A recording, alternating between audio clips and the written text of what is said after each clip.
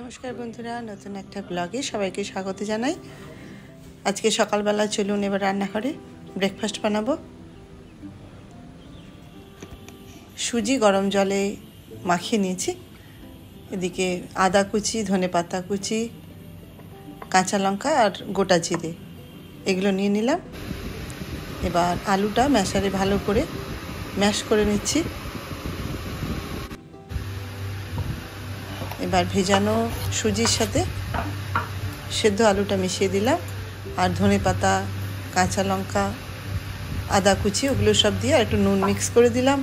এবার ভালো করে মিশিয়ে নিচ্ছি।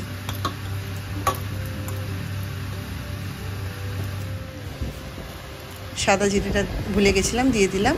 এবার অল্প অল্প করে আটা মেশাবো।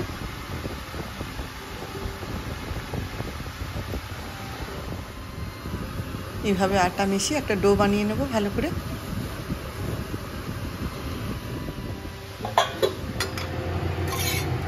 এবার একটা একটা করে বেলে এটা পরোটা বানিয়ে নিচ্ছি। এটা খেতে কিন্তু খুবই টেস্টি হবে, যেহেতু এর মধ্যে সেদ্ধ আলু আছে, সুজি আছে আর আটা আছে বলে হেলদিও বটে। ময়দা খাওয়া তো শরীরের জন্য ভালো নয়। দেখুন রেডি হয়ে গেল। এটার সাথে আর সবজি বা কিছু লাগবে না করে তরকারি, শুধু একটু আচার মিশালেই হয়ে যায়।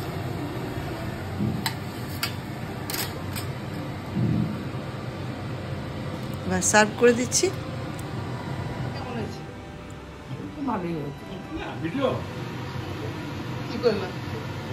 আজকে ছোট্ট ব্লগটা এখানে শেষ করছি। সবাই ভালো থাকবেন।